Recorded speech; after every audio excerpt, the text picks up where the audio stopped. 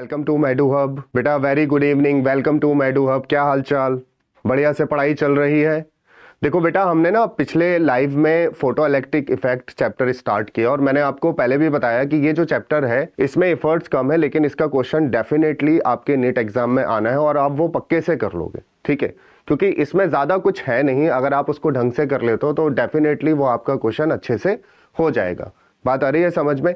अब ये जो है इसका क्लास 2 है और इसमें हम बहुत इंपॉर्टेंट डिस्कशन ये करने वाले हैं कि जो हमने पिछला कवर किया उसको तो एक तो मैं ब्रीफ करूंगा, क्योंकि मैं नहीं चाहता यार किसी की बच्चे का ना थोड़ा सा भी ये टॉपिक छूटे। ये बहुत इंपॉर्टेंट है, उसके लिए ये बहुत इंपॉर्टेंट है, हर नीट एस्पिरेंट के लिए ये चैप्टर बहुत इंपॉर्टेंट है, क्योंकि आराम से क्वेश्चन हो जाएगा। थोड़ी सी भी आप मेहनत कर लोगे, क्लासेस रेगुलरली देख लोगे, ठीक है, वीडियोस जो डाली हुई लाइव की वो आप देख लोगे रेगुलरली, तो आपका ये चैप्टर का क्वेश्चन हो जाएगा। एंड सीरियसली मैं जो कोशिश कर रहा हूँ वो इस चैप्टर को बहुत डिफरेंट वे में आपको समझाने की कोशिश कर रहा हूँ, क्योंकि मैं जानता हूँ जैसे आपने स्कूल लेवल पे जो पढ़ा तो स्कूल लेवल पे डायरेक्टली फोटो इलेक्ट्रिक इफेक्ट से स्टार्ट करते हैं। अब उसमें बहुत सारे क्वेश्चंस ऐसे आते हैं कि उसका जो कॉन्सेप्ट है वो आप लोगों को समझ नहीं आता या कुछ न्यूमेरिकल उस तरीके से समझ नहीं आते, तो उसको रिजॉल्व करने के लिए मैंने क्या किया कि photo electric effect directly start नहीं किया। मैंने आपको पढ़ाया पहले इंटेंसिटी के, इंटेंसिटी क्या होती है, क्योंकि बिना इंटेंसिटी जाने आप ये नहीं समझ पाएंगे कि फोटो इलेक्ट्रिक इफेक्ट में फोटो करंट चेंज कैसे होता है। मेरी बात आ रही है समझ में? तो मैंने आपको पिछले क्लास में ये बता दिया था कि फोटो इलेक्ट्रिक इफेक्ट क्या होता है बेसिकली, कि जब किसी मेटल सरफेस पे रेडिएशन डाली जाती है तो उससे कुछ इलेक्ट्रॉन निकलते हैं।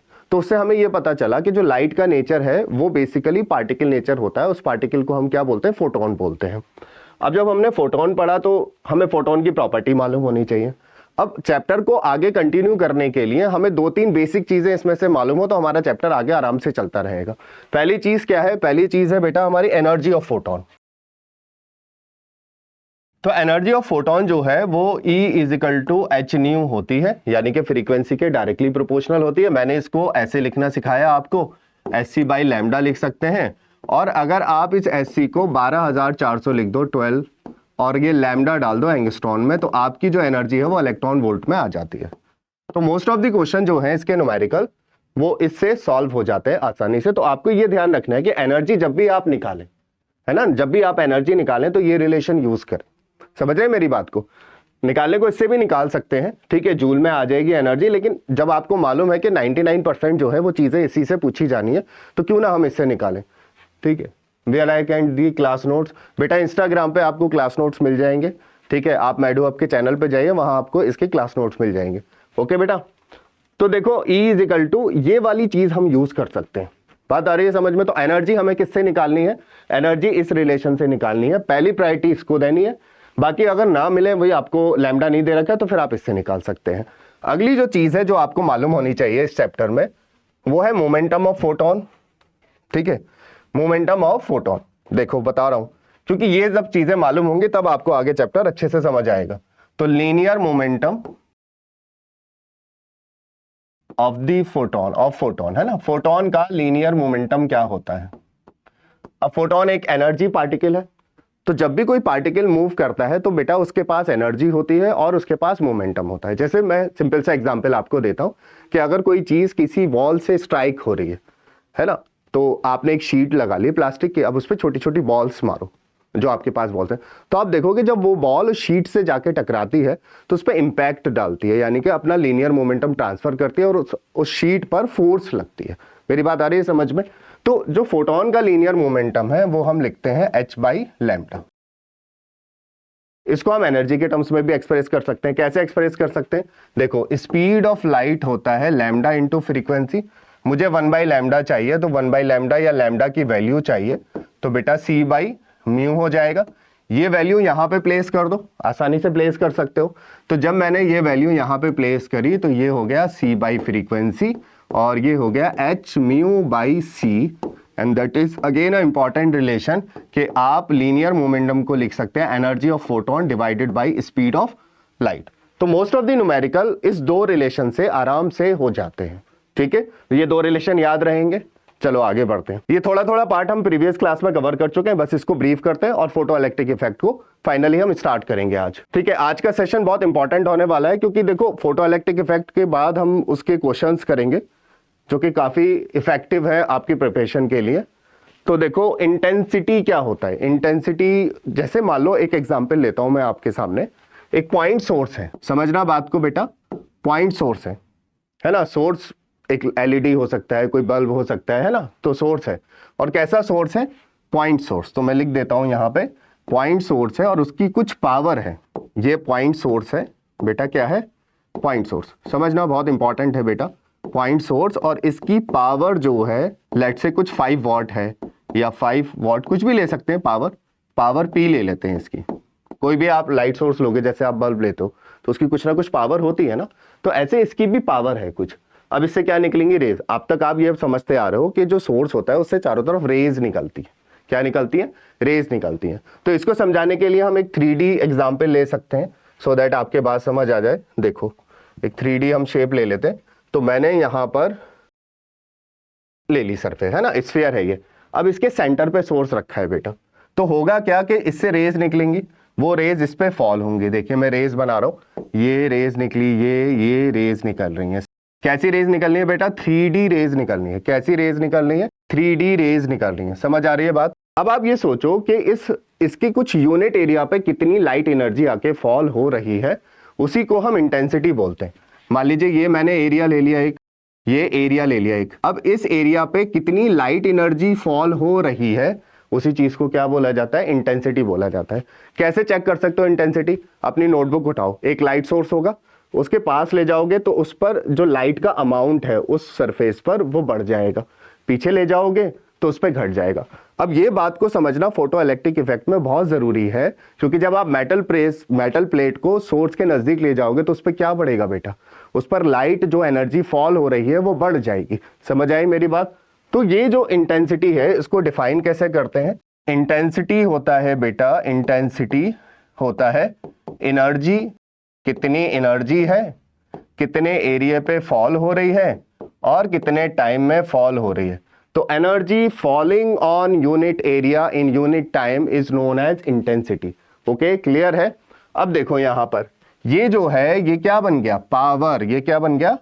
पावर, है ना। ठीक है, बात को समझेंगे। पावर है। अच्छा ये स्फीयर है, तो स्फीयर के अक्रॉस अगर ये डिस्ट्रीब्यूट हो रहा है तो इसकी कुछ रेडियस होगी बेटा, तो इसको लिख सकते हैं 4πr²। इंटेंसिटी हो गया बेटा पावर अपॉन 4πr², और इसकी यूनिट होती है वॉट पर मीटर स्क्वायर। समझ आई मेरी बात? क्लियर है? अब ये जो रिलेशन है ये बहुत काम आएगा आपको फोटो इलेक्ट्रिक इफेक्ट में, कि पॉइंट सोर्स के लिए। किसके लिए? अच्छा आपको पॉइंट सोर्स ही पढ़ना है, बस आपके सिलेबस में पॉइंट सोर्स है, पॉइंट सोर्स ही पढ़िएगा। तो पॉइंट सोर्स के लिए होता क्या है कि पॉइंट सोर्स के लिए intensity is inversely proportional to r²। जैसे इससे रिलेटेड एक क्वेश्चन आपसे पूछा जाएगा,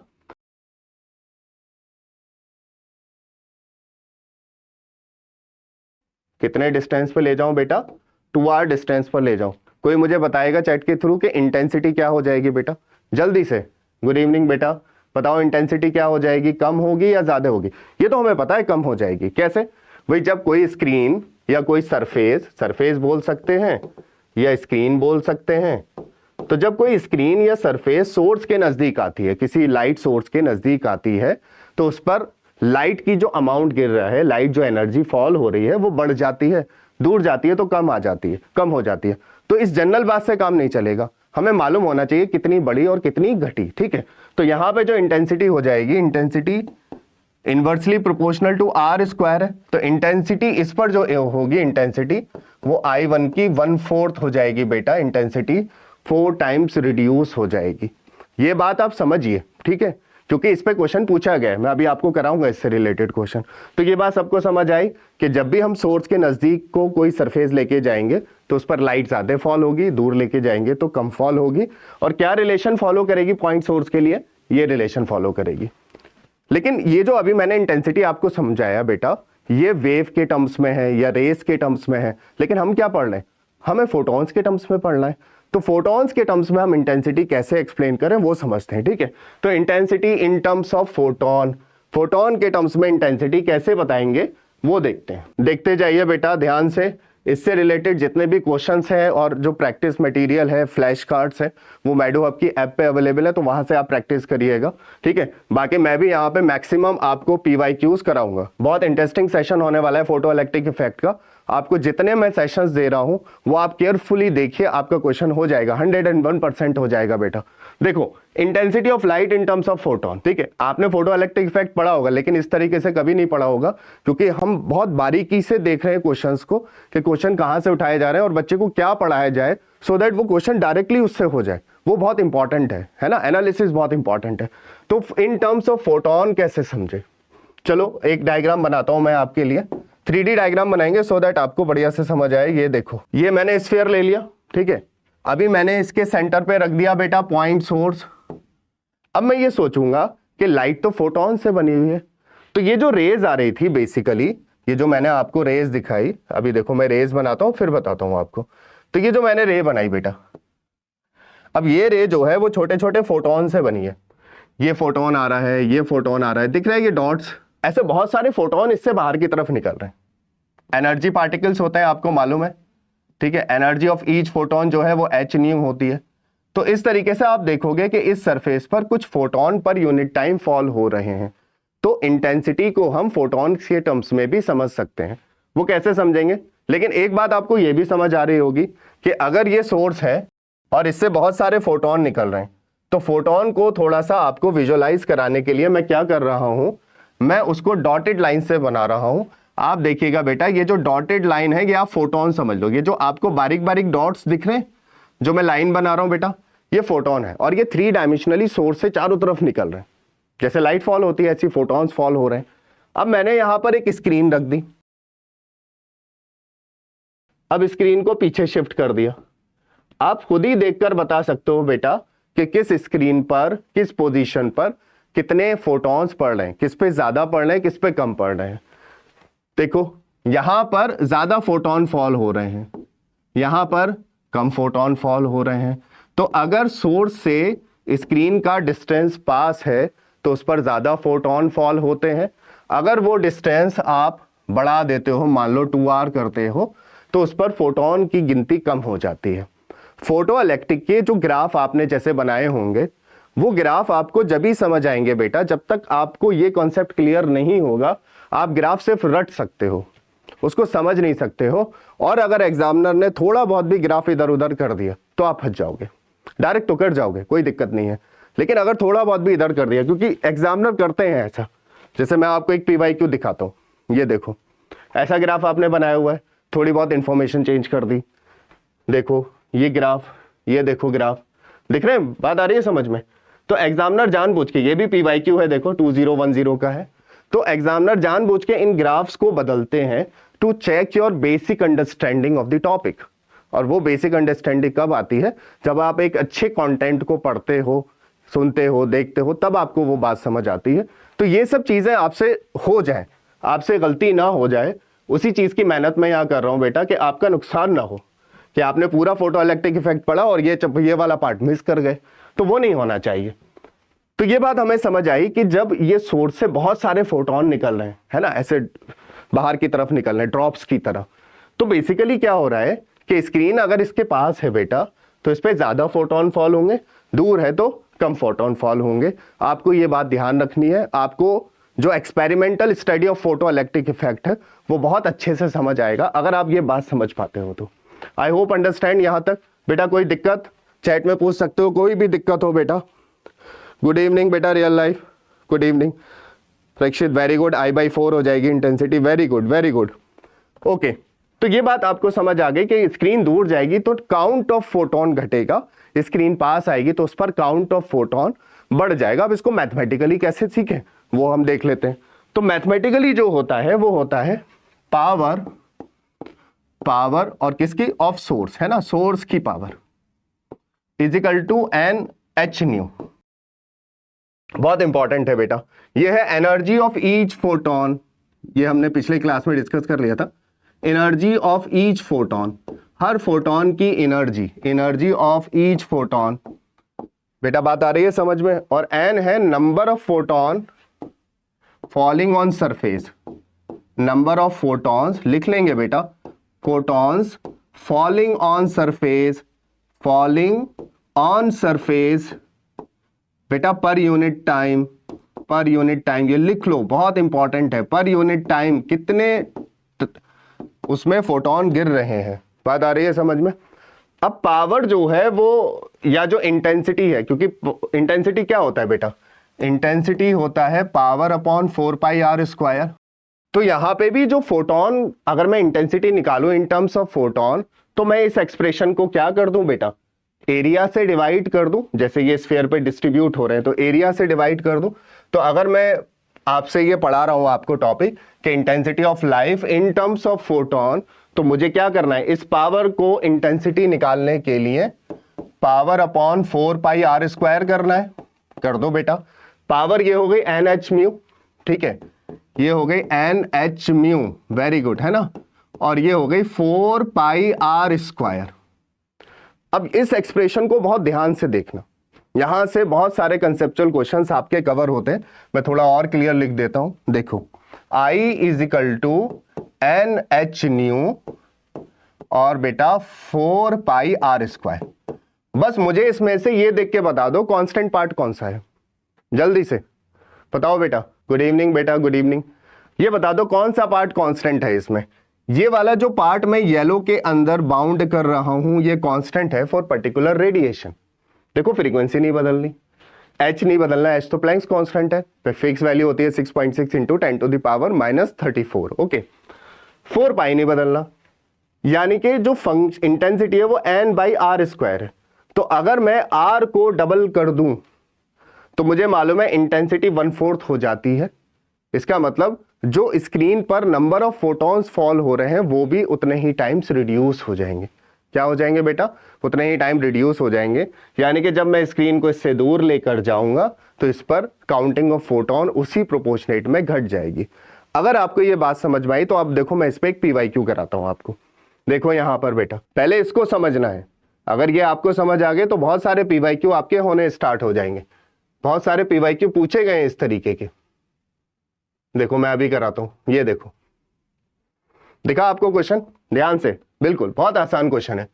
एक 5 वॉट का सोर्स है बेटा, क्या दे रखा है, पावर दे रखा है। देखो लिखता जाता हूं मैं, वैसे तो इस कैलकुलेशन की जरूरत नहीं है। पावर ऑफ सोर्स हमारे पास कितना है बेटा, 5 वॉट का है।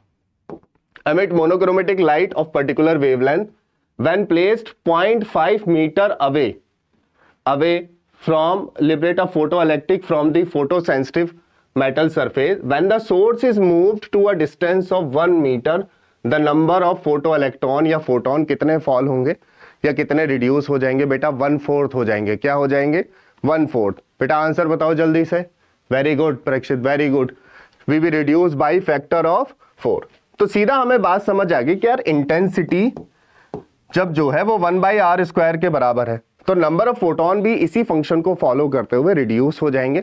और इतने अगर कम फोटोन फॉल होंगे तो मेटल सरफेस से कम इलेक्ट्रॉन निकलेंगे। ठीक है, वेरी गुड वेरी गुड। इसी तरीके से रिस्पॉन्स करते रहिए। चलिए एक क्वेश्चन और करते हैं, कराता हूं। देखो बेटा, अभी जो जो टॉपिक पढ़ाता जा रहा हूं ना उसी के क्वेश्चन मैं आपके साथ डिस्कस करता चला जाऊंगा, सो दैट आपको वो टॉपिक अप्लाई करना आ जाए। अप्लाई करना बहुत जरूरी है। आप डायरेक्ट थ्योरी पढ़ते रहोगे तो अप्लाई करना नहीं सीखोगे बेटा, और उसका फिर कोई फायदा नहीं होता जब तक आप किसी टॉपिक को अप्लाई करना ना सीखें। यहां पे आ जाओ, ये एक सीधा न्यूमेरिकल है जो अभी हमने फार्मूला पढ़ा। पढ़ो बेटा। The power of a bulb is 60 milliwatt, है ना। देखो सॉल्यूशन करते हैं फटाफट। पावर कितना है बेटा, 60 मिलीवॉट। अब ये यूनिट भी बच्चों को परेशान करती हैं, तो मिलीवॉट का मतलब होता है 60 × 10⁻³ ठीक है, ये पावर आ गई इसकी। ठीक है, हमने कन्वर्ट कर ली वॉट में। The wavelength of light is, कितना दे रखा है वेवलेंथ हमें दे रखा है 6000 एंगस्ट्रॉन। अब देखते हैं कि इसको कन्वर्ट करना है मीटर में या नहीं। हम एनर्जी कैसे निकालेंगे वो देखते हैं। अभी क्वेश्चन के अकॉर्डिंग हम डिसीजन लेंगे इसमें। The number of photons per second emitted by the bulb, है ना। बल्ब कितने फोटोन निकाल रहा है अपनी चारों तरफ, यानी कि ये बल्ब है और इससे चारों तरफ बेटा कितने फोटॉन्स निकल रहे हैं। अभी हमने ये थोड़ी देर पहले पढ़ा है टॉपिक, ये कितने फोटॉन्स इससे चारों तरफ निकल रहे हैं सोर्स से, ये हमें बताना है। तो ये थोड़ा 3D डायग्राम है, आप समझिएगा, जैसे इलेक्ट्रिक फील्ड लाइंस बनाते थे ऐसी रेज भी हम बनाते हैं किसी भी पॉइंट सोर्स से, तो उससे फोटोन भी चारों तरफ 3 डायमेंशनली एमिट होते हैं। ठीक है, क्लियर। तो देखो अब बहुत सिंपल सी बात है, हमने पढ़ा कि पावर होता है NH new, this is the number of photons falling on a surface, falling, ये बिल्कुल याद रखेंगे, falling on surface per unit time, है ना, पर यूनिट टाइम, ये पर यूनिट एरिया नहीं है, पर यूनिट टाइम है। तो सारी बातें तो हमें मालूम है, यहां पे फ्रीक्वेंसी नहीं मालूम, तो म्यू को क्या लिख सकते हैं बेटा, c/λ लिख सकते हैं। कैलकुलेट करेंगे, आंसर निकालेंगे। तो मेरे पास पावर कितनी है, देखो यहां करता हूं कैलकुलेट, ये हटा देता हूं। पावर मुझे दे रखी है, फटाफट हम पावर लिख सकते हैं, यहाँ पे इजी है एकदम, 60 × 10⁻³ ओके। एन मुझे निकालना है बेटा, ये हो गया 6.6 × 10⁻34। अच्छा, जो फ्रीक्वेंसी होता है वो c/λ होता है, तो फ्रीक्वेंसी की जगह c की वैल्यू और लैम्डा की वैल्यू डाल सकता हूं, यहां पुट कर देता हूं। c की वैल्यू होती है बेटा 3 × 10⁸, लैम्डा कितना है बेटा 630, और एंगस्ट्रॉन मतलब 10⁻−10 मीटर। फटाफट सॉल्व करो और आंसर बताओ बेटा जल्दी से, परीक्षित बेटा आंसर बताओ जल्दी से। वेरी गुड वेरी गुड, करते जाइए, आंसर बताइए बेटा, कैलकुलेट करो बेटा, कैलकुलेशन करना भी बहुत जरूरी है, अदरवाइज आप नहीं करोगे तो आपकी कैलकुलेशन की वजह से क्वेश्चन गलत होंगे। तो ये ध्यान रखेंगे, बहुत जरूरी है कैलकुलेशन करना, बहुत जरूरी है कि आप कैलकुलेशन करें। ठीक है, चलो मैं करता हूं आपकी हेल्प। तो ये तो हो गया 60 × 10⁻³ एंड ये हो गया, इसको अभी ऐसे रहने देते हैं, 6.6 × 10⁻, बेटा इसमें से 8 जाएगा, कितना बचेगा जल्दी बताओ, 26 बच जाएगा। ये हो जाएगा 6 × 10⁻⁻7, एन की वैल्यू निकालनी है तो 6, ये हो गया 6 × 10⁻⁻2, ये हो जाएगा 6 × 10⁻7 बेटा, ये हो जाएगा 6.6 × 10⁻26, इसको सॉल्व कर लेंगे, 6 × 6 डिवाइडेड बाई 6.6 × 10⁻, ये बेटा -9 हो जाएगा, ये +26 हो जाएगा, आराम से सॉल्व कर सकते हैं। ठीक है, तो इसका आंसर आएगा 1.3 × 10⁻17 फोटॉन्स पर सेकेंड उस स्क्रीन पर फॉल होंगे। बात आई समझ में, यस और नो। तो जो टॉपिक आपने पढ़ा उससे रिलेटेड न्यूमेरिकल कैसा बनेगा एग्जाम में, वो आपको आइडिया होना चाहिए। ओके, क्लियर है। चलो अब आगे बढ़े बेटा टॉपिक में, तो इसका आंसर लिख देता हूं, फोटॉन्स पर सेकेंड, है ना, इतने फोटॉन्स पर सेकेंड जो है वो आपके रिलीज होंगे। ओके ठीक है, फोटॉन्स पर सेकेंड। चलो अब एक और इंपॉर्टेंट एस्पेक्ट पे आ जाते हैं इसके। एक इंपॉर्टेंट एस्पेक्ट है वो हमारा, देखो बेटा एक इंपॉर्टेंट एस्पेक्ट पे आते हैं, ये भी पार्ट मिसिंग होता है जनरली जब आप पढ़ते हैं, तो आप डायरेक्टली फोटो इलेक्ट्रिक इफेक्ट से बात स्टार्ट हो जाती है।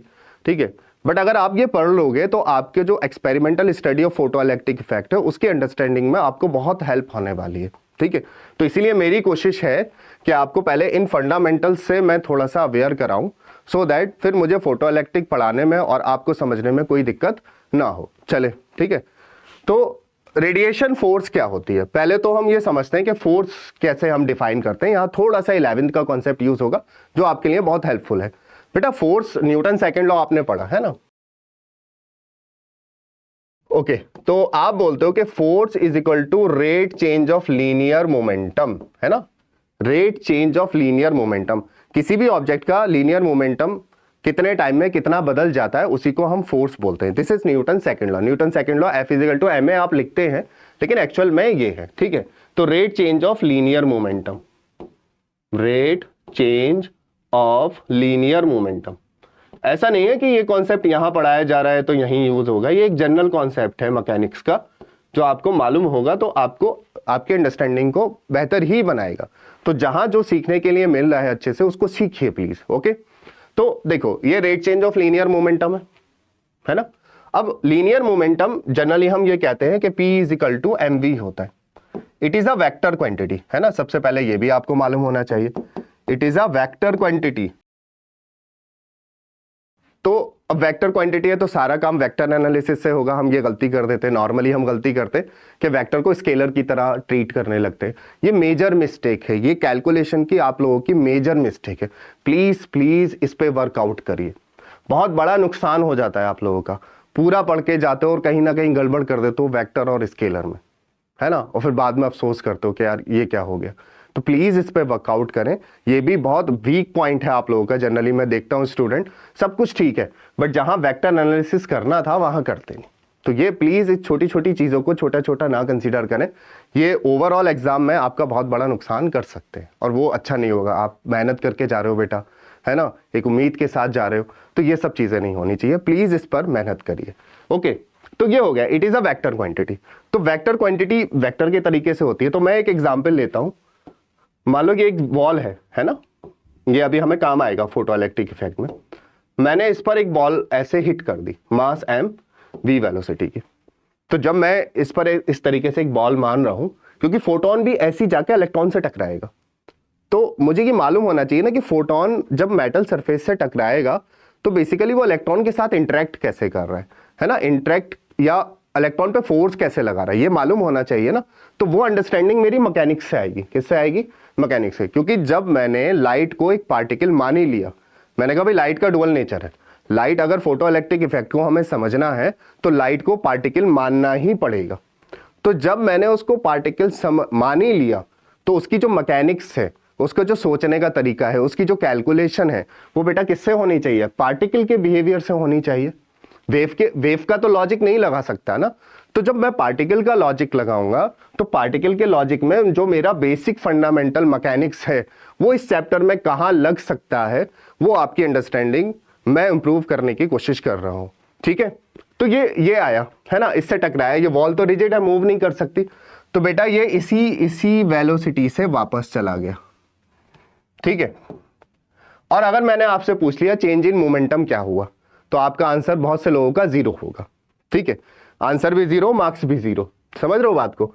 तो अगर मैं आपसे पूछा change in momentum, change in linear momentum, है ना, यहीं पे हम वर्कआउट नहीं करते बेटा। जब बेसिक्स हमारा स्ट्रांग है तो हमारे लिए हर चैप्टर आसान है। ठीक है, बेसिक्स का स्ट्रांग होना बहुत जरूरी है। तो चेंज इन लीनियर मोमेंटम बहुत सारे बच्चे ऐसे कर देंगे, वो बोलेंगे सर P1 जो था वो mv है, फाइनल मोमेंटम भी P2 भी mv है। ओके, आपको चेंज निकालना है, चेंज होता है फाइनल माइनस इनिशियल, और आप कर दोगे mv minus mv and answer is 0, जो कि गलत है, बिल्कुल गलत है, क्योंकि ये एक स्केलर क्वांटिटी नहीं है, ये वेक्टर क्वांटिटी है बेटा। क्या है ये? वेक्टर क्वांटिटी है। तो इसमें हम ऐसे कर ही नहीं सकते, किसी भी हाल में नहीं कर सकते। हमें साइन कंसीडर करने पड़ेंगे, हमें डायरेक्शन कंसीडर करना पड़ेगा। तो डायरेक्शन कैसे कंसीडर करें? अब डायरेक्शन कंसीडर करने का हमारा एक्सिस का एक तरीका होता है, ये एक्स एक्सिस है, ये वाई एक्सिस है। तो अब जरा देखो करेक्शन में क्या क्या करता हूं इसमें, है ना। तो आपके एरर को हम रेक्टिफाई कैसे करें हम उसमें करेक्शन। तो बेटा बॉल ऐसे जा रही है तो इसका डायरेक्शन मोमेंटम का किधर है बेटा? एक्स की तरफ। तो मैं इनिशियल मोमेंटम बोलूंगा आई कैप। बात आ गई समझ में? डायरेक्शन मिल गया है ना, आई कैप एक्स की तरफ हो गया डायरेक्शन। इसी तरीके से अब ये वापस आ गए, भले इसका मैग्नीट्यूड सेम है ना, मैग्नीट्यूड सेम है लेकिन डायरेक्शन अलग हो गया। पहले जाने का तरीका ये था, ये दीवार से टकराई, दीवार ने इस पे फोर्स लगाई, रिएक्शन फोर्स, और इसका डायरेक्शन बदल गया, ये वापस आ रही है। तो बेसिकली अगर मैं ये कहूं कि भी आने का डायरेक्शन ये है, तो मैं इसके साथ लगाऊंगा बेटा माइनस आई कैप। वेरी इंपॉर्टेंट, समझना जरूरी है कि इसका डायरेक्शन क्या हुआ? बदल गया। डायरेक्शन क्या हुआ बेटा? बदल गया। तो अब अगर मैं चेंज इन मोमेंटम की बात करूं तो आई थिंक अब आप बहुत अच्छे से निकाल पाओगे। ठीक है, चेंज इन मोमेंटम बेसिकली ऐसे निकलेगा, तो ये हो जाएगा minus M V I cap, minus M V I cap, और जो मेरा चेंज इन मोमेंटम आएगा वो 2mv आई कैप आ जाएगा। ये है change in momentum of ball, है ना। बॉल का चेंज इन मोमेंटम क्या है? तो change in momentum of ball समझ लेना, ये अभी हमारे काम आने वाला है। मोमेंटम ऑफ बॉल, है ना, बॉल का है। बॉल का चेंज इन मोमेंटम क्या होगा? इसका अपोजिट होगा। Change in momentum of wall, है ना। वॉल का क्या होगा? वॉल का बेटा इसका अपोजिट होगा, वो होगा 2mv आई कैप। बात आ रही है समझ में? इसका मतलब क्या है? देखो, वॉल पे इस डायरेक्शन में फोर्स लगाएगी।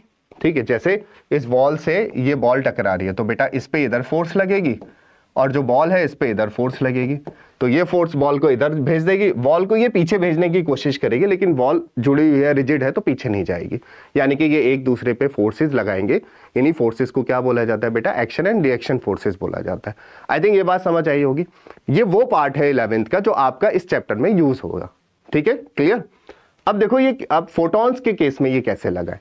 फोटोन के केस में समझ रहे हैं हमें, तो ठीक है, बेसिक हमें समझ आ गया। ओके, तो फोटॉन्स के टर्म्स में हम इसको कैसे लगाते हैं वो देखिए। चलिए आ जाइए, है ना, फोटॉन्स के टर्म्स में कैसे लगाए, अब समझ आएगी आपको बात। तो मैं एक वॉल की जगह क्या ले लूंगा बेटा? मेटल प्लेट, है ना, मेटल की प्लेट ले लूंगा और उस पर रेडिएशन डालता हूं और उसमें बहुत सारे छोटे छोटे छोटे फोटॉन्स आ रहे हैं और वो लगातार उस सरफेस से टकराएंगे। तो अगर मैं यहां पे देखूं कि ये मेटल प्लेट है, वॉल की जगह क्या आ गया? Metal plate. Photo electric effect में आप यही पढ़ते हैं, मेटल प्लेट है। ठीक है, इसके पास आप जानते हैं बहुत सारे इलेक्ट्रॉन्स हैं इस तरीके से, है ना। अभी तो फोटो इलेक्ट्रिक डिटेल में समझ आएगा, ऊपर ऊपर से पढ़ोगे तो समझ नहीं आएगा। ठीक है, बहुत सारे इलेक्ट्रॉन्स हैं इस पे। अब मैंने इस पे कुछ पर्टिकुलर फ्रीक्वेंसी की रेडिएशन डाल दी, है ना, वॉल, तो ये लाइट रे मैंने डाल दी, ये लाइट बीम है। क्या है बेटा? ये लाइट बीम है। थोड़ा विजुअलाइज कर रहे हैं तो मैं थोड़ा बड़ा बड़ा बना रहा हूं, लाइट बीम है ये। अब ये लाइट बीम किससे बनी है? आप बताओगे सर ये ना छोटे छोटे एनर्जी पार्टिकल्स से बनी है ना, जिनका बिहेवियर लगभग फिजिकल पार्टिकल की तरह है। तो ये बहुत सारे फोटॉन्स आ रहे हैं, बहुत सारे फोटॉन बड़ी तेजी से आ रहे हैं इसकी तरफ, ये बहुत सारे फोटॉन आ रहे हैं। ठीक है, ये n नंबर ऑफ फोटॉन्स है, n फोटॉन्स। अब बताना मोमेंटम क्या होता है फोटॉन का? मोमेंटम क्या होता है? देखो, मोमेंटम ऑफ फोटॉन हमने पढ़ा h/λ। तो बेटा जब ये एक फोटॉन इस मेटल सरफेस से या इस इलेक्ट्रॉन से टकराएगा, ये मेटल सरफेस से टकराया, ठीक है, ये फोटॉन है व्हाइट कलर का, आप देख पा रहे हो, है ना, इससे टकराया, तो इसका इनिशियल मोमेंटम ये है। ठीक है, इनिशियल मोमेंटम ये है।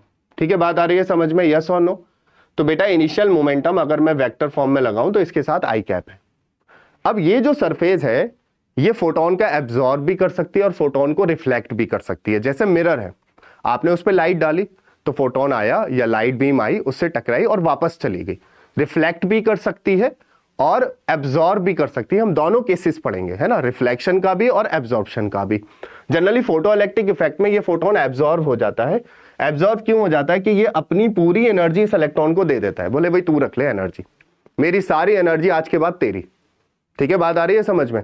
तो अब फोटोन ही एनर्जी पार्टिकल है, तो उसका जो वजूद है, उसकी जो एग्जिस्टेंस है, वो किसकी वजह से है? वो उसकी अपनी एनर्जी की वजह से है। तो जब उसने सारी एनर्जी अपने इलेक्ट्रॉन को दे दी तो क्या उस फोटोन का एग्जिस्टेंस रहना चाहिए? जो चीज एनर्जी की बनी है और उसने सारी एनर्जी अपनी इलेक्ट्रॉन को सौंप दी, भाई तू ले ले अब, तो क्या उसका एग्जिस्टेंस होना चाहिए फोटोन का? मेरे ख्याल से नहीं होना चाहिए, है ना। तो अगर मैं फोटो इलेक्ट्रिक इफेक्ट की बात करूं तो फोटो इलेक्ट्रिक इफेक्ट में ये फोटोन सारी की सारी एनर्जी इसको दे देता है। यानी कि इनिशियल मोमेंटम ये था और फाइनल मोमेंटम जीरो हो गया। फाइनल मोमेंटम फोटोन का क्या हो गया? जीरो, क्योंकि फोटोन ने अपनी सारी एनर्जी इलेक्ट्रॉन को दे दी, तो फोटोन का एग्जिस्टेंस हो गया खत्म, यानी कि उसका फाइनल मोमेंटम जीरो हो गया। समझे बात को? याद रखना ये बात, है ना। तो अब ये फोटोन इस इलेक्ट्रॉन पे फोर्स लगाएगा। क्या लगाएगा? फोर्स लगाएगा। देखो, तो अगर मैं बोलूं बट बेटा what is the change in momentum? P final minus P initial, आप बोलोगे 0 minus h lambda I cap, तो change in momentum of photon आ गया minus h lambda by I, है ना, ये आ गया बेटा। बात आ रही है समझ में? क्लियर है? तो ये change in momentum of photon आ गया। और अगर मैं फोर्स निकालना चाहूं तो बेटा फोर्स, अच्छा इस पे इलेक्ट्रॉन पे फोर्स जो लगेगी या इस मेटल सरफेस पे, तो change in momentum of metal surface, है ना, change in momentum of metal surface. बेटा मेटल सरफेस का मोमेंटम क्या चेंज होगा? तो अगर ये पॉजिटिव ये निगेटिव है तो इसका पॉजिटिव हो जाएगा अपोजिट डायरेक्शन में, h/λ। और मैं बोलूं बेटा फोर्स क्या होगी? बताओ। अब ऐसा एक फोटोन टकरा रहे होंगे या बहुत सारे फोटोन टकरा रहे होंगे? देखो लगातार रेडिएशन आ रही है, ऐसे लगातार रेडिएशन आ रही है। एक टकराया, दूसरा, तीसरा, चौथा, बारी बारी से पर यूनिट टाइम कुछ टकराते जा रहे हैं। एक टकरा रहा है, दूसरा टकरा रहा है, तीसरा टकरा रहा है, तो लगातार ये फोटॉन्स टकरा रहे हैं इससे। तो क्या मैं इसको ऐसे ही रहने दूं या n टाइम्स कर दूं इसको? बेटा बताओ, n टाइम्स कर दूं तो change in momentum total change in momentum कितना आएगा बताओ मुझे, n टाइम्स कर दूं बेटा total change in momentum, total change in momentum किसका, मेटल सरफेस का, ठीक है, मोमेंटम बेटा वो हो जाएगा n times of h lambda. और अगर आपको फोर्स निकालनी है, फोर्स हमें क्या निकालना था बेटा, फोर्स के ये जो रेडिएशन जब किसी सरफेस पे पड़ती हैं तो वो फोर्स लगाती हैं, लेकिन वो फोर्स का जो वैल्यू है ना वो बहुत कम होता है। क्यों कम होता है, देखो h की वैल्यू बहुत कम है, ठीक है। तो जैसे ये सरफेस है, मान लो मेरा हैंड ये सरफेस है और इस पे लाइट फॉल हो रही है, ठीक है, तो ये कहीं ना कहीं कुछ ना कुछ प्रेशर या फोर्स मेरे हाथ पे एक्सर्ट कर रही है, बट वो बहुत नेग्लिजिबल है, ठीक है, बात आ रही है समझ में। तो ये मैंने जब कहा और मैंने कहा भाई फोर्स क्या होगा, वो होगा delta P by delta T, और ये हो जाएगा बेटा इसको NH बाई लैम्डा, और इसको हम डेल्टा T से या टाइम से डिवाइड कर सकते हैं, हमें फोर्स पता चल जाएगी। तो इस टॉपिक को पढ़ाने का पर्पस समझो, है ना, इसका मेन पर्पस क्या है आपको बताने का। देखो एक तो तरीका ये होता, मैं आपको डायरेक्टली बता देता, फोटोन आया, फोटोन ने इलेक्ट्रॉन पे फोर्स लगाई, इलेक्ट्रॉन से टकराया, इलेक्ट्रॉन निकल गया, ये एक सीधा आसान तरीका। लेकिन आप अगर रीजन समझना चाहते हो तो ये रीजन है आपके सामने कि भाई वो फोर्स क्यों लगा रहा है, क्योंकि मोमेंट जो फोटोन है जब वो इलेक्ट्रॉन से टकरा रहा है तो बेटा उसका मोमेंटम बदल गया है ना, उसका मोमेंटम चेंज हुआ, और ऐसा करने में उसको बहुत कम टाइम लगा, तो कुछ तो टाइम लगा भले कम है, तो जिसकी वजह से उसने फोर्स लगाई। वो फोर्स किस पे लगाई, इलेक्ट्रॉन पे लगाई। अब वो फोर्स या वो उसकी एनर्जी इतनी ज्यादा थी कि इलेक्ट्रॉन के वर्क फंक्शन से ज्यादा हो गई, तो इलेक्ट्रॉन उस मेटल को सरफेस को छोड़कर बाहर निकल आया, और उसी इफेक्ट को क्या बोला जाता है बेटा, फोटो इलेक्ट्रिक इफेक्ट। उस इफेक्ट को क्या बोला जाता है बेटा, photo electric effect. I think अब आपकी अंडरस्टैंडिंग एनहेंस हुई होगी। बेटा मुझे रिप्लाई करो चैट में, अंडरस्टैंडिंग एनहेंस हुई या नहीं। बहुत जरूरी है इस लेवल पे चीजों को समझना, बहुत जरूरी है, आपसे कभी गलती नहीं होगी। वेरी गुड बेटा, sugar beet 2 MV, very good Parikshit 2 MV, ठीक है, अच्छे से पढ़ लो आप बेटा, very good very good. Okay, तो ये अंडरस्टैंडिंग बहुत जरूरी थी हमारी। अब हम photo electric effect full flash start कर सकते हैं, बिकॉज कंसेप्चुअली हमारे दिमाग में बात आ गई कि यार ये जब रेडिएशन फॉल हो रही है तो इलेक्ट्रॉन पे ऐसे फोर्स क्यों लगा रही हैं, वो पता चल गया ना। अब हम पढ़ सकते हैं, आ जाओ देखो, चलो आगे हम फोटो इलेक्ट्रिक इफेक्ट में। अब ये चैप्टर जो है फोटो इलेक्ट्रिक इफेक्ट को दो एस्पेक्ट से डिस्कस करेगा। एक तो एक्सपेरिमेंटल स्टडी है ना लिनार्ड ने की, और उसी का थ्योरेटिकल एक्सप्लेनेशन जो है वो आइंस्टीन ने दिया। मेरी बात आ रही है समझ में। तो दोनों एस्पेक्ट हम साथ साथ पढ़ेंगे, क्योंकि कभी प्रॉब्लम सॉल्व करने में ये कॉन्सेप्ट लगेगा, कभी हमारा ये कॉन्सेप्ट लगेगा, तो मैं आपको इसको पैरेलली पढ़ाऊंगा सो दैट आपको मजा आ जाए। बेटा बात आ रही है समझ में, वेरी गुड शुगर बीट। चलो तो अब हम आगे आते हैं। देखो तो हमने क्या किया कि एक सोर्स ले लिया, यहां पे ये सोर्स है, और बाय डिफॉल्ट हमारा सोर्स जो है वो पॉइंट सोर्स होता है। उसके अलावा आपको इस चैप्टर में बाहर से कुछ नहीं सोचना है, ठीक है, फिक्र नहीं करनी है, लीनियर सोर्स नहीं आएगा, कुछ नहीं आएगा, पॉइंट सोर्स है ना, इतना चैलेंज नहीं है। ओके, तो पॉइंट सोर्स है। अब इसकी बेटा कुछ तो फ्रीक्वेंसी होगी, इससे जो लाइट अमिट हो रही है, लाइट जो अमिट हो रही है उसकी फ्रीक्वेंसी म्यू ले लेते हैं, फ्रीक्वेंसी म्यू ले लेते हैं बेटा, है ना, फ्रीक्वेंसी म्यू ले लेते हैं। अब ये जो फ्रीक्वेंसी की लाइट है वो ऐसे चली यहां से और इस कैथोड पर टकराई। पहले क्या था, पहले जब ये लाइट नहीं पड़ रही थी तो ये जो आपको दिख रहे हैं ना इलेक्ट्रॉन्स हैं, ये बेसिकली ये कुछ भी नहीं होगा। तो इसकी जो रीडिंग है बेटा, इसकी जो रीडिंग है वो जीरो है। क्या है, जीरो, है ना। कोई क्योंकि कोई करंट फ्लो होने के लिए क्या चाहिए, चार्ज पार्टिकल। चार्ज पार्टिकल को फ्लो होने के लिए कुछ जो है एक जगह से दूसरी जगह चार्ज जाना चाहिए। तो यहां तक तो ठीक है, ये वायर है, लेकिन अगर मैं इस क्रॉस सेक्शन एरिया को देखूं, क्योंकि करंट की बेसिक डेफिनेशन क्या होती है, देखो हमेशा बेसिक्स काम आते हैं। अगर वो बेसिक पे कमांड है ना तो क्वेश्चन आपको डिफिकल्ट नहीं लगेगा, आप इस बात को समझ जाइए। तो बेटा जब किसी क्रॉस सेक्शन एरिया को चार्ज पार्टिकल क्रॉस करता है उसको बोलते हैं हम current. The rate of flow of charge through a cross section area, हम इतनी बात बोल देते हैं सिर्फ, the rate of flow of charge. आधी बात याद करोगे तो आधे क्वेश्चन होंगे ना। ऐसे ही हम न्यूटन थर्ड लॉ पढ़ते हैं, action and reaction are equal and opposite. इससे आगे की कहानी हमें मालूम नहीं होती, जबकि क्या है, action and reaction pair are equal opposite and they act on different bodies. तो जब तक आप पूरी बात नहीं समझोगे, जब तक आपको कुछ का कुछ समझ आएगा। जैसे न्यूज में होता है, किसी ने बोला कुछ, आधी बात दिखा दी तो आप कुछ समझ रहे हो सोशल मीडिया पे, समझ आ रही है ना बात। तो ऐसी कॉन्सेप्ट के साथ भी, और फिजिक्स के साथ तो बहुत ही ज्यादा है, जब तक आपने पूरी बात नहीं समझनी है, जब तक आपको कुछ की कुछ बात समझ आएगी। तो हमेशा ध्यान दें जब आप रीड कर रहे हैं एनसीईआरटी या अपना मॉड्यूल रीड कर रहे हैं, तो उसमें ये देखें कि यार पूरा टेक्स्ट का इंटरप्रिटेशन क्या है। The game is of interpretation. Question में भी यही होना है ना, कहा कुछ समझा कुछ कर दिया कुछ, समझ रहे हो बात को।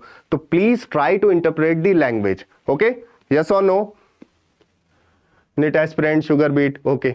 चलो देखो, तो ये समझना बहुत जरूरी है। तो ये जो क्रॉस सेक्शन एरिया है, इससे जो चार्ज फ्लो होगा उसी को हम करंट बोलते हैं। करंट की basic definition, rate of flow of charge through a cross section area, through a cross section area. तो हमने ये रेडिएशन डाल दी तो रीडिंग 0 थी, मतलब कोई रेडिएशन नहीं डाली, रीडिंग 0 थी। फिर हमने कुछ फ्रीक्वेंसी की लाइट डाली, तब भी रीडिंग 0। लेकिन एक पर्टिकुलर फ्रीक्वेंसी पर क्या हुआ कि अचानक से ये जो गैल्वेनोमीटर है इसमें डिफ्लेक्शन हुआ। अब देखो यहां पे ना डायग्राम में गैल्वेनोमीटर लगाया, एमीटर क्यों नहीं लगाया? ठीक है, एमीटर क्यों नहीं लगाया बेटा? फोटो इलेक्ट्रिक करंट कोई ज्यादा वैल्यू का फ्लो नहीं होता, और छोटे वैल्यू का करंट जो है वो गैल्वेनोमीटर मेजर करता है। मैं एक एक स्टेटमेंट बड़े संभाल के बहुत नापतोल से बोल रहा हूं, क्योंकि हर स्टेटमेंट आपका एक क्वेश्चन कवर कर रहा है। Galvanometer measure small current, galvanometer measure current in micro ampere. बात आ रही है समझ में? It measure current micro ampere. बेटा माइक्रो एम्पियर से ज्यादा करंट मेजर करना है तो आपको फिर एमीटर चाहिए होगा। ये कहां कवर होता है? मैग्नेटिक इफेक्ट ऑफ करंट में। याद आया कुछ, है ना? तो हर स्टेटमेंट वैल्यूएबल होगा, कहीं वो आपको मोरली सपोर्ट करेगा, कहीं आपके कॉन्सेप्ट को एनहेंस करेगा। ठीक है, आप जो 1 घंटा मुझे दे रहे हो, मैं उसकी वैल्यू समझता हूं, बहुत जरूरी है। मैं जानता हूं कि उसकी वैल्यू क्या है आपके लिए। ठीक है, और आप भी अपने टाइम की वैल्यू समझें। थोड़ा सा टाइम के लिए अपने सेल्फिश हुए कि आपका टाइम कोई खराब ना कर पाए, आप स्टडी पे फोकस करें। बेटा जो भी टाइम है वो बहुत ज्यादा मैग्नीफाइंग हो सकता है अगर आपने अपने टाइम को लेकर सेल्फिश हो गए, यानी कि अपने टाइम को किसी को खराब नहीं करने देना है, वो आपका टाइम है बेटा, यूज करो उसको। इसी तरीके से मैं भी कोशिश करूंगा कि हर बात में आपको कुछ ना कुछ सिखा के जाऊं जो कहीं ना कहीं आपको स्ट्राइक करेगा पेपर में और आपका क्वेश्चन सही होगा। तो हमने क्या सीखी एक बात जो अलग से है कि जो गैल्वेनोमीटर है वो बेटा क्या मेजर करता है? वो स्मॉल करंट को माइक्रो एम्पियर में, याद हो गई बात, है ना? माइक्रो एम्पियर के करंट को मेजर करता है। तो यहाँ है भी नहीं बस हमने बोल दिया कि एमीटर लगाया, गैल्वेनोमीटर, कुछ भी लगा लो, नहीं, हर चीज की इंपॉर्टेंस है। तो बेटा यहाँ गैल्वेनोमीटर है जो कि स्मॉल करंट को मेजर करता है, माइक्रो एम्पियर को, तो करंट तो स्मॉल ही फ्लो होगा, ज्यादा करंट फ्लो नहीं होगा। तो एक पर्टिकुलर फ्रीक्वेंसी पर यहां से कुछ इलेक्ट्रॉन निकले, ठीक है, और वो इलेक्ट्रॉन इस पॉजिटिव प्लेट से बेटा हो गए अट्रैक्ट, है ना? ये इलेक्ट्रॉन अट्रैक्ट हो गए। जब ये इलेक्ट्रॉन अट्रैक्ट हो गए तो ये सर्किट कंप्लीट हो गया, flow of electron, circuit complete हो गया। फ्लो ऑफ इलेक्ट्रॉन ऐसे हो गया तो बेटा ये जो करंट है फोटो करंट। अब यहां पे मैं फोटो करंट को इंटेंशनली स्मॉल आई लिखूंगा और आप भी फोटो करंट को स्मॉल आई लिखेंगे, आप कैपिटल आई नहीं लिखेंगे, आप कैपिटल आई बिल्कुल नहीं लिखेंगे। उसका रीजन है, कैपिटल आई और स्मॉल आई का डिफरेंशिएट करना इसलिए जरूरी है क्योंकि यहां capital I generally intensity of radiation को रिप्रेजेंट करता है, और एग्जाम में इतना प्रेशर होता है कि इसमें कोई वो नहीं है कि आप कैपिटल आई को करंट समझो और गलती कर दो। मेरी बात आ रही है समझ में? तो अभी जब हम सीख रहे हैं इस चीज को तो हमें यह ध्यान रखना है कि नोटेशन सिंबल्स की वजह से भी जो हमसे गलती होती है वो भी ना हो, उसको भी अवॉइड करना है। तो ये जो स्मॉल आई है वो है बेटा फोटो करंट। क्या है? Photo current. और capital I intensity of radiation, capital I बेटा intensity of radiation, intensity of radiation, ठीक है, जो हम रेडिएशन डाल रहे हैं उसकी इंटेंसिटी। अब ये हम ऑलरेडी कवर कर चुके हैं कि भाई इंटेंसिटी क्या होती है, तो अब बात आपको समझ आ रही होगी। अब ये तो हो गया एक्सपेरिमेंटल ऑब्जर्वेशन। तो लेनार्ड ने ये देखा यार जब जब हम जो है वो एक पर्टिकुलर फ्रीक्वेंसी के बाद वाली फ्रीक्वेंसी की रेडिएशन डाल रहे हैं तो यहाँ डिफ्लेक्शन हो रहा है गैल्वेनोमीटर में, यानी कि करंट फ्लो हो रहा है और उस केस में इलेक्ट्रॉन निकल रहा है। तो उन्होंने क्या कंक्लूड किया कि जब भी कोई फ्रीक्वेंसी एक पर्टिकुलर मिनिमम फ्रीक्वेंसी से ज्यादा होगी तो फोटो इलेक्ट्रिक इफेक्ट अकर होगा, अदरवाइज फोटो इलेक्ट्रिक इफेक्ट अकर नहीं होगा, है ना? तो अगर फ्रीक्वेंसी जो है वो एक सर्टेन फ्रीक्वेंसी, जिसको क्या बोला जाता है बेटा? थ्रेशहोल्ड फ्रीक्वेंसी, थ्रेशहोल्ड फ्रीक्वेंसी, अगर वो थ्रेशहोल्ड फ्रीक्वेंसी से ज्यादा है then photoelectric effect, then photoelectric effect will occur, है ना? Photoelectric effect will occur, effect will occur, है ना। अब ये वाला पॉइंट जो है वो आगे जाके आपको और ज्यादा हेल्प करेगा, क्योंकि ये वाला पॉइंट आपको बताएगा आगे चल के फेलियर ऑफ वेव थ्योरी, कि फोटो इलेक्ट्रिक इफेक्ट को आप लाइट को वेव मान के क्यों नहीं समझा सकते, है ना। तो इसलिए मैंने इस पर क्या लगाया, स्टार, इंपॉर्टेंट है। तो ये जो रेडिएशन है यहां पर, इसके साथ कंडीशन क्या हो गई, इसके साथ कंडीशन हो गई कि इसकी फ्रीक्वेंसी थ्रेशोल्ड से ज्यादा होनी चाहिए, ये कंडीशन हो गई। इसके साथ इंटेंसिटी के साथ कोई कंडीशन होगी कि इतनी लाइट पड़नी चाहिए या कम लाइट पड़नी चाहिए। अच्छा, मुझे एक छोटा सा क्वेश्चन बताना अभी चैट में, है ना, फटाफट। अगर इस सोर्स को मान लो ये फ्रीक्वेंसी इंसिडेंट फ्रीक्वेंसी, वो थ्रेशोल्ड फ्रीक्वेंसी से ज्यादा है, और मैं इस सोर्स को नजदीक ले आऊं, तो इस प्लेट से ये जो कैथोड आपको दिख रही है या निगेटिवली चार्ज प्लेट दिख रही है, इससे क्या चीज बढ़ेगी, ज्यादा फोटोन निकलेंगे या ज्यादा एनर्जी से फोटोन निकलेंगे? बताओ बेटा, कौन बताएगा?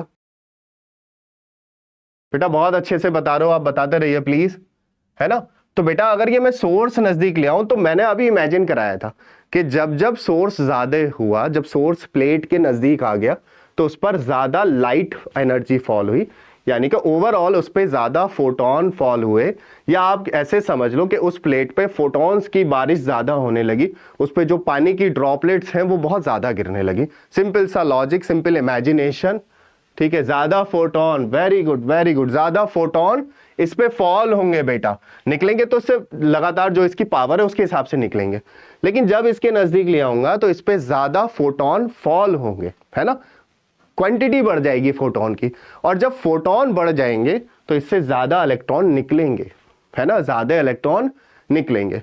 अब आइंस्टीन ने इसको कैसे एक्सप्लेन किया? आइंस्टीन ने इस पूरे फिनोमेना को एक्सप्लेन किया बेटा on the basis of conservation of energy. Again एक 11th का कॉन्सेप्ट यहां पे अचानक से जंप करके आ गया, ठीक है बेटा, number of photon, very good very good, ठीक है। तो आइंस्टीन ने इसमें दिमाग लगाया, कंजर्वेशन।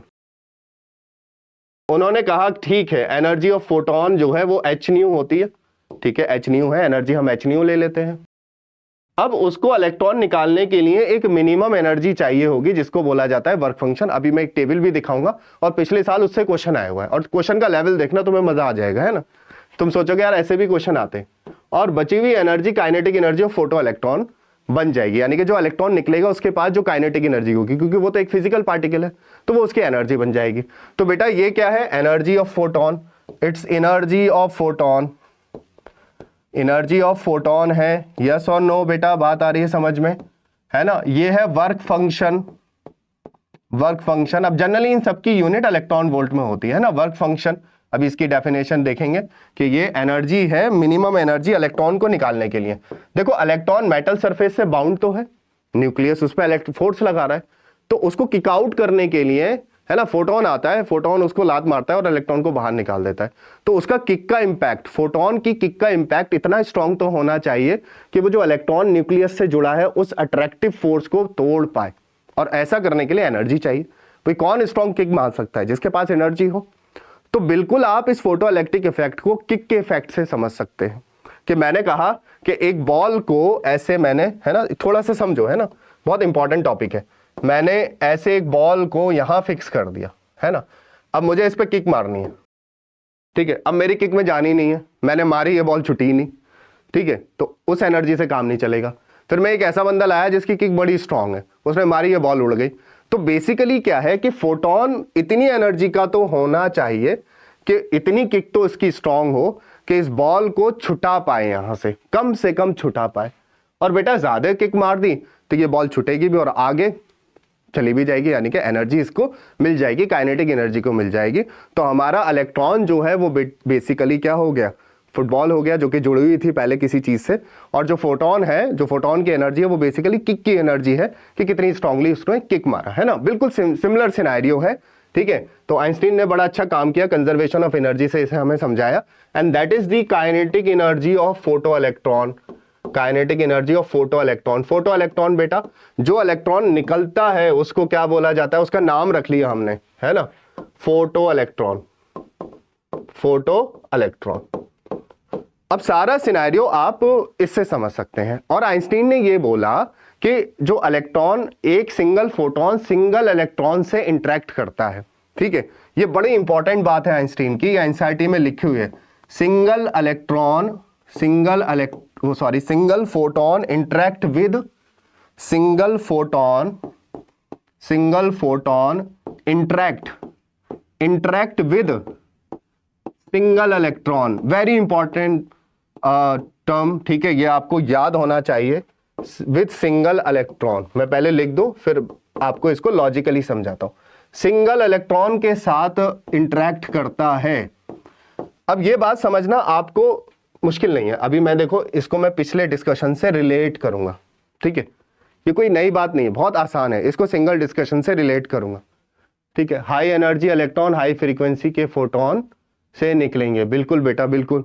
ओके, तो single photon interact with single electron. तो जरा पिछली वाली स्लाइड पर आ जाए। मैंने आपको बताया बेटा यहां पर ये जो फोटोन है, ये जब फोटोन इस इलेक्ट्रॉन से टकराएगा तो अपनी सारी एनर्जी इस इलेक्ट्रॉन को दे देगा, और फोटोन एक एनर्जी पार्टिकल है।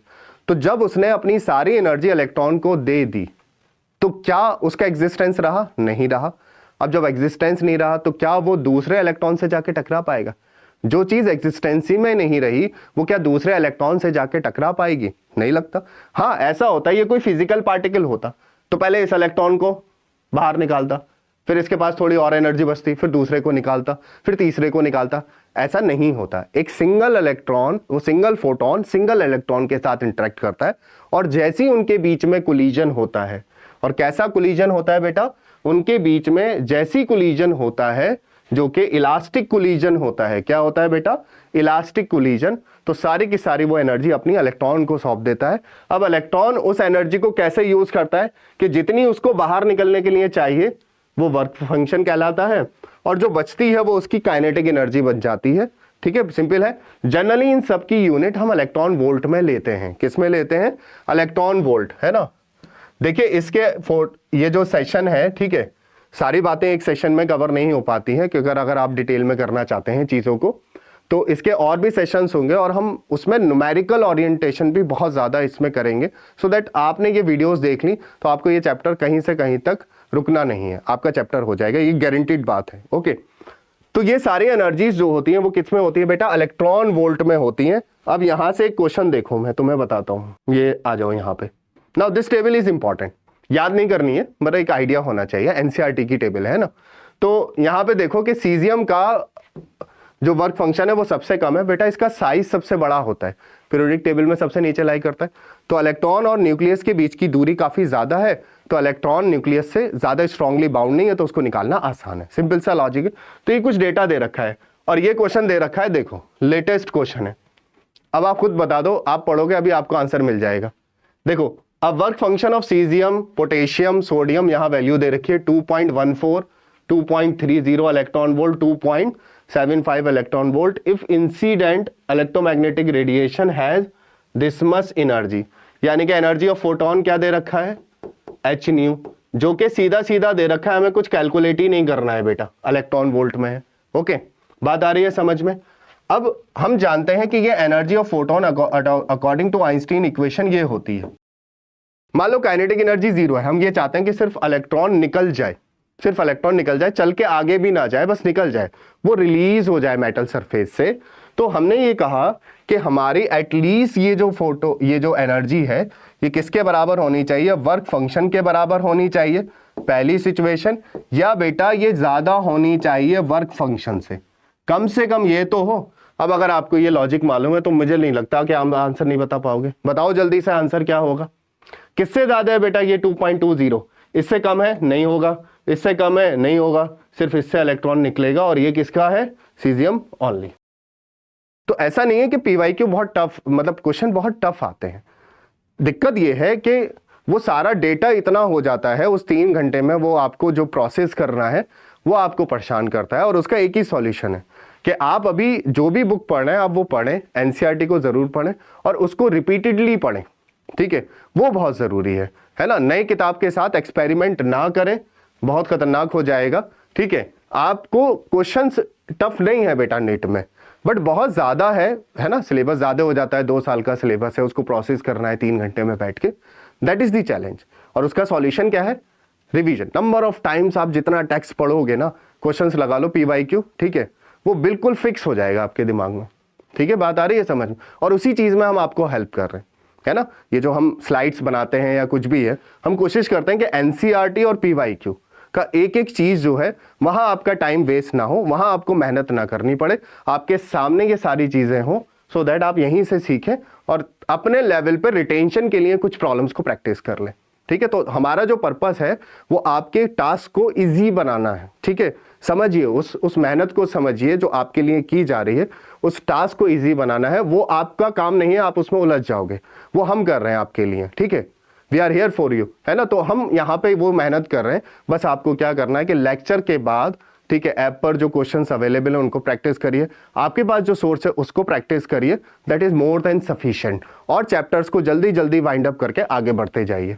ठीक है बेटा, बात आ रही है समझ में? Till then goodbye, take care, अच्छे से पढ़ाई करना। ओके।